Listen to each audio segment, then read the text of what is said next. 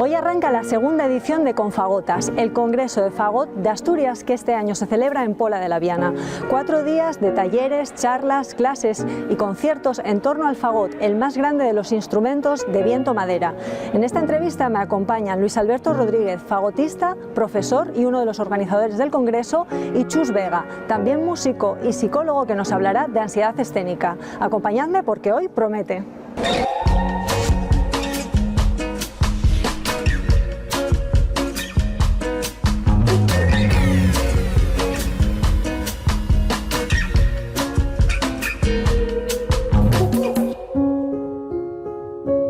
Luis Alberto, Chus, bienvenidos a Canal Prestoso. Hola. Luis Alberto, ¿es el fagot el gran desconocido de la orquesta y por eso se merece este congreso? Bueno, el gran desconocido de la orquesta no, quizá el gran desconocido de los instrumentos de la orquesta para el público en general. Todo el mundo conoce la flauta, el oboe, el clarinete, los violines, por supuesto, pero el fagot está ahí al fondo, escondido, parece que no hace nada y realmente hace mucho. El congreso nace para que la gente conozca principalmente la labor del fagot. El fagot es más minoritario y cuando empezamos en el conservatorio de pequeños y cuando tenemos que decidir qué instrumento vamos a tocar, normalmente lo hacemos a una edad temprana. Habrá niños que lo tengan súper claro, otros que se dejan llevar por la tradición familiar, pero para los que no lo tengan claro, ¿por qué deberían decantarse por el fagot? Pregunta difícil. A ver, a un niño lo primero tiene que conocerlo. Muchas veces cuando llegan a los conservatorios, que son pequeños, no lo conocen. Cuando pasan por las aulas, les alucina, ¿no? Si en ese primer contacto no les gusta, no puedes forzar a un niño a coger ni el fagot, ni el violín, ni el instrumento que no le guste, ¿no? ¿Por qué debería cogerlo si le gusta? Porque el fagot es la caña. Es un chiste muy manido y tal. Porque es un instrumento divertido. Aunque se vea grande, aunque parezca difícil, es un instrumento con muchísimas posibilidades y que tiene muchas facetas que hace que la música sea mucho más divertida con él. El fagot es un instrumento de viento, Chus también es saxofonista, también viento. ¿Los instrumentos de viento requieren que el músico tenga alguna cualidad física en concreto? No, pues cualquiera puede tocar un instrumento de viento, sencillamente es tener un poco de ganas. Y obviamente unas cualidades son mejores, otras son peores, pero con un poco de trabajo se soluciona pero todo. Nada que ver con tienes que tener cierta capacidad, cierta estructura ósea, corporal, para soplar más. No, además, por ejemplo, en el fagot ya desde hace años hay instrumentos adaptados de tamaño, está el fagotino, últimamente salió el basonelo, que lo llaman, que le falta la parte de arriba del instrumento. Se le pueden quitar partes, muchos niños empiezan solamente tocando con 2 partes del instrumento o empiezan con la caña, ejercicios de tudel y tal. No tiene por qué haber una condición física previa para tocar el fagot ni ningún instrumento. Hablamos de físico, que no es necesaria ninguna cualidad específica, pero también vamos a hablar de mente, de la parte más psicológica del músico. Para eso nos acompaña hoy Chus, sé que también eres saxofonista y vas a dar una ponencia en el Congreso titulada Supera tus nervios y disfruta de tus actuaciones. Exactamente. Chus, ¿el tema de la ansiedad escénica es algo de principiantes? No, en absoluto.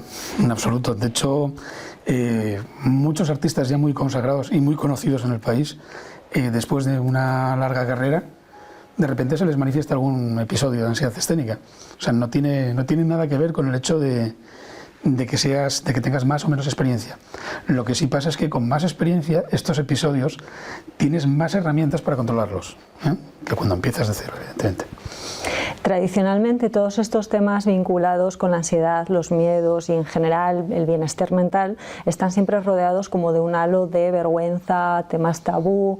¿Crees que en ese sentido se está avanzando o todavía la ansiedad escénica, manifestar que se padece, le da vergüenza al que la padece o es un tema tabú? Hombre, yo creo que hemos pasado de que, por lo menos en lo que son los estudios musicales, que es un poco donde yo me oriento, de una época en la que el hecho de tener miedo escénico, ansiedad escénica, se conoce de las dos maneras, iba muy determinado a si tienes miedo escénico, si tienes ansiedad escénica es porque no has estudiado lo suficiente. Con lo cual, estudia más, que no te pondrás nervioso, cuando sabemos que realmente eso es un componente. Evidentemente el estudio hay que salir preparado a tocar, pero no solo por salir preparado a tocar vas a hacerlo mejor o no vas a tener ansiedad escénica, ¿no? Y a lo largo de este tiempo somos muchos ya los psicólogos que nos vamos especializando, fíjate, no solo en música, sino en artes escénicas en general, tanto teatro como ballet, como danza, distintas especialidades escénicas, y vamos sensibilizando a lo que son los profesionales de las artes escénicas de que esto existe, de que es muy normal padecerlo y de que además tienen profesionales que se están formando y que están ofreciendo servicios para que estos problemas se tengan solución. Y una solución relativamente sencilla, no meterte en procesos de muchísimo tiempo, ¿no? Claro, porque si además a la ansiedad que tú estás padeciendo le tienes que añadir el pensar cómo voy a decir esto, van a pensar que soy débil, van a pensar que no sirvo, todo se hace un mundo mucho más grande, ¿no? Por supuesto. Cuando la vía es más sencilla acudiendo a un profesional. ¿Y cómo puedo diferenciar yo si tengo ansiedad escénica, ¿no? ¿Cómo diferencio esa línea entre el gusanillo lógico de subirse a un escenario o ya algo que necesita de un tratamiento? Normalmente, primero, la ansiedad escénica es una fobia social.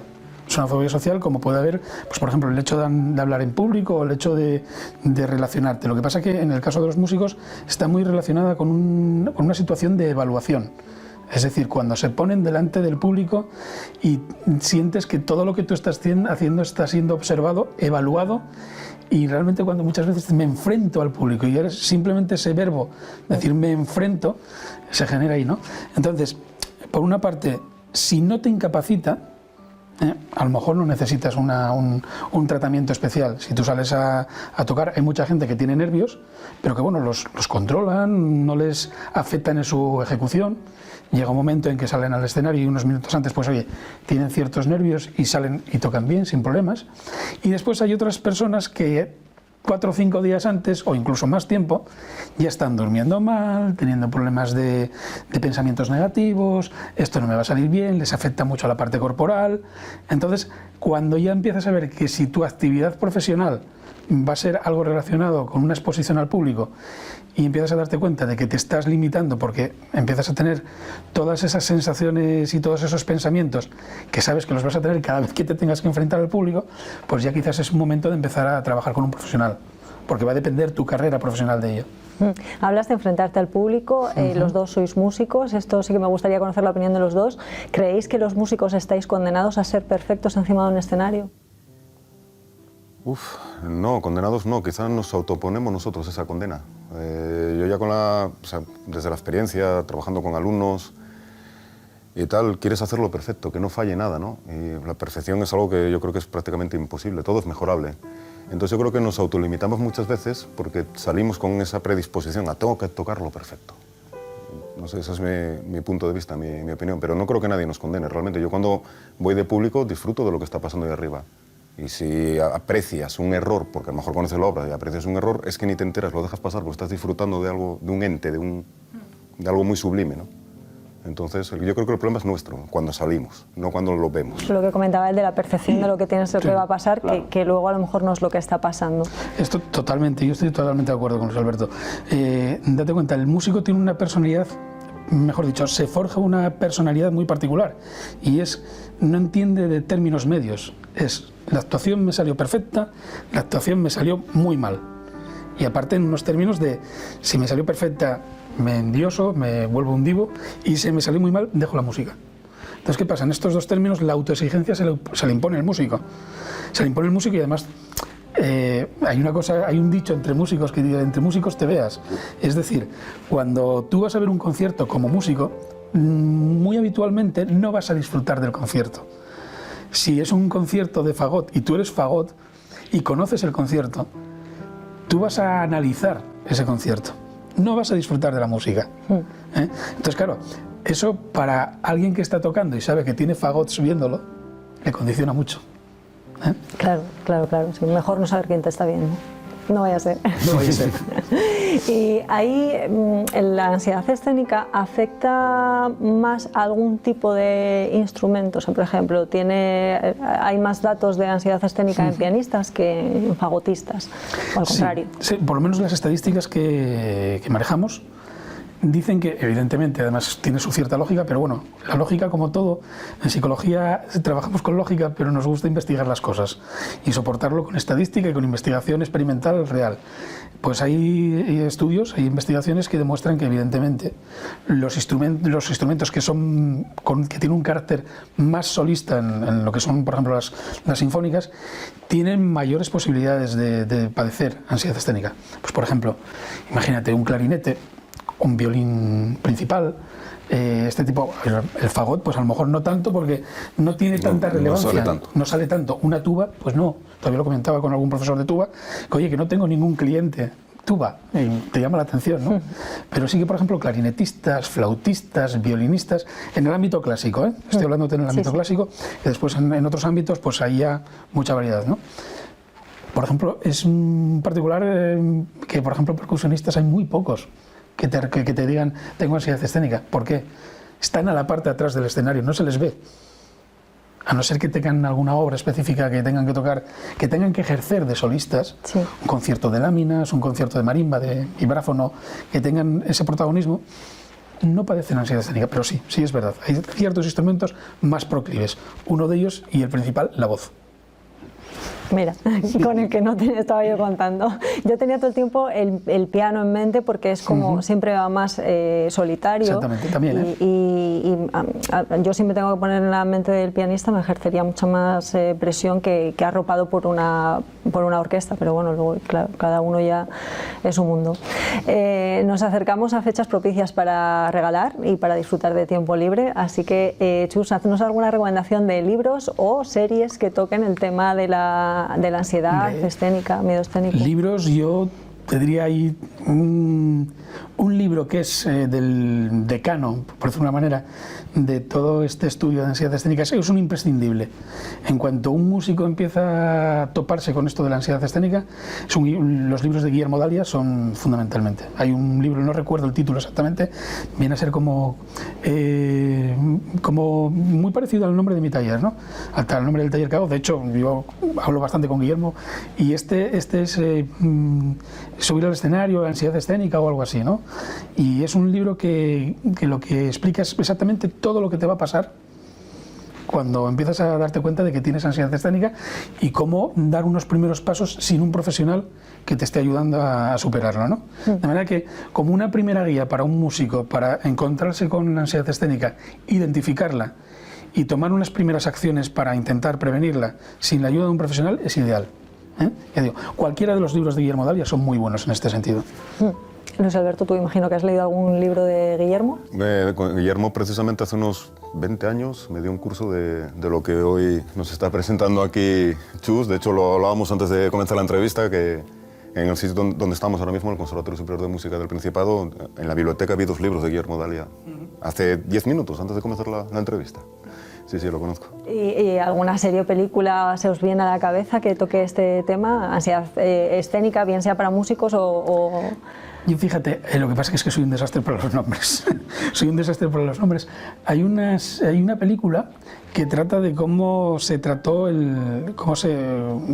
el tartamudeo durante la Segunda Guerra Mundial, no me recuerdo. Del rey. Del rey, exactamente. Sí, el nombre del rey o algo así. Algo así. Sí, es que no, que era soy un desastre. el discurso del rey o algo así. El discurso del rey. El discurso del rey. Exactamente. Me parece interesante por cómo lo afronta. Me parece muy interesante el modelo de afrontarlo y cómo lo explica, pues un poco estas cosas que estamos comentando ahora, de enfrentarse al público, de verse delante de imaginaros la presión social que podía tener este señor. Sí. Teniendo que dar discursos justo en los comienzos de la Segunda Guerra Mundial para toda Inglaterra y siendo el rey. O sea, y encima lo tenía todo para sufrir ansiedad escénica y encima tartamudo. Bueno, pues tomamos nota de las recomendaciones. Luis Alberto, ya para cerrar esta charla, anima a la gente que nos esté viendo un poco qué tipo de actividades, conciertos, tenéis charlas también, qué tipo de actividades van a poder disfrutar en el Congreso y bueno, animarlos un poco a que vayan. Disfrutar, todas las actividades se pueden disfrutar, así a grosso modo y rápidamente. Empiezan las ponencias precisamente Chus. El segundo día, el domingo, estará Tolo Mayor haciendo una explicación sobre las diferentes digitaciones que tenemos para tocar el fagot.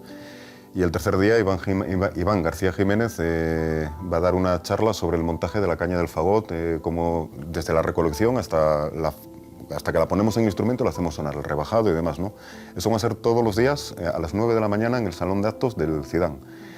Luego a las 8:30 vamos a tener todos los días un pequeño concierto de demostración de las clases, de lo que hayan hecho los alumnos y los profesores. Eso ya es un poco sobre la marcha en función de lo que decían los profesores allí, ¿no? Luego el día 6 a las 11 de la noche en el pub Zas de Pola de la Viana va a haber una jam session a cargo de Alfonso Fernández Vargas, de lo que es una jam session al uso, ¿no? De improvisación con el fagot, jazz, blues. Otra de las variedades que tiene el fagot no solamente está dentro de la música clásica, tiene otras vertientes. Alfonso nos va a demostrar eso, ¿no? Y luego también tenemos una cosa que nos llena de alegría, es que el maestro Vincenzo Menghini a sus 80 años todavía sigue en activo. Como digo yo, un músico puede llegar a tocar en su propio funeral, que suena trágico lo que digo, pero es así, o sea, nacemos músicos y morimos músicos. Pues va a presentar, que le llegó el otro día de la editorial, hace apenas 4 días, sus 12 cuentos musicales para fagot solo. Lo diría en italiano, pero no sé hablar italiano, luego Menghini cuando me escuche me reñiría, con lo cual no lo voy a decir en italiano. Y lo va a presentar él.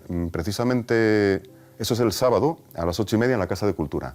Precisamente a raíz de lo del miedo escénico, esto que estábamos hablando, en la edición del 2019, justo antes de entrar a tocar los profesores, en la clausura, en el acto de clausura, estaban afuera Menghini, Reynolds y Mascarell, estaban hablando tal, y cuando ya se acercaba el momento que yo les iba a abrir la puerta para que salieran, dijo Menghini, no me lo puedo creer, llevo 60 años haciendo música y todavía me pongo nervioso. Curioso, ¿eh? Mira, pues mira y qué en ese buen momento tenía 79 años. Para lo que todavía se sigue hablábamos poniendo antes. nervioso. Sí, sí, sí. Pero es que es lo que comentaba él un poco, ¿no? Que esos nervios previos yo creo que son nervios positivos porque te hacen estar alerta y te hacen mejorar. Sí, y porque significa que todavía le importa lo que hace. Claro, porque le gusta, porque lo disfruta. Exacto, pero exacto. A ver, lo que decíamos antes, ¿no? Él mismo se autocondena, él mismo se pone esa presión. Yo también lo hago, ¿eh? Cuando tengo que salir a tocar, ya estoy antes y tal, ¿no? Pero claro, los que lo vimos desde fuera, era un placer escuchar a Menghini con 79 años en ese momento tocando. O sea, eso no va a volver a pasar, ¿sabes? A 79, va a pasar a los 80 ya. Y de verdad os animo a que vayáis porque es un privilegio escuchar a este hombre, maestro de la Escuela Italiana del Fagot del siglo XX, a sus 80 años, todavía el otro día hablando con su hija me decía, está estudiando para tocarlos él. Mira, no, admirable, admirable, admirable. Y luego, perdona que te corte, aparte de eso, bueno, también hay exposiciones, vienen expositores con diferente material del fagot, que es de libre acceso todo, y entonces nada, la gente que venga, los que no puedan venir lo intentaremos retransmitir vía streaming, si las condiciones lo permiten, que no caigan las redes sociales, que últimamente caen mucho. Sí, sí. Pero bueno, se intentará hacer por streaming eso, que animo a todo el mundo a que venga a los conciertos. El acto de inauguración es este viernes a las 6 de la tarde en la Casa de Cultura, el de clausura será el martes día 7 también a las 6 de la tarde y habrá un concierto de los profesores también. Que vengan y a disfrutar de la música a través del fagot, que es lo que intentamos. Muy bien, es un planazo para este fin de semana. Hombre, más largo. Para el puente. Para el puente, o sea que así nos acercamos a un instrumento minoritario, pero que merece la pena conocer. Claro. Oye, muchísimas gracias por esta charla, me ha encantado acercarme un poco más al mundo del fagot y poder dar visibilidad a un tema como la ansiedad escénica, porque creo que es importante que la gente que lo padece sienta que no le pasa a ellos solos, que no está solo, que no son débiles y que es algo común que pasa y hay que dar visibilidad a este tipo de situaciones. Muchísimas gracias. Nosotros también agradecer al Conservatorio de Oviedo que nos haya cedido este espacio para la entrevista. Os dejaremos en el hilo de este vídeo los accesos a las redes sociales del Congreso con Fagotas y también a los de Chus Vega para que podáis ver todas las actividades y para que podáis conocer un poco mejor lo que hacen, y yo os espero la semana que viene en Tendencias del canal Prestoso.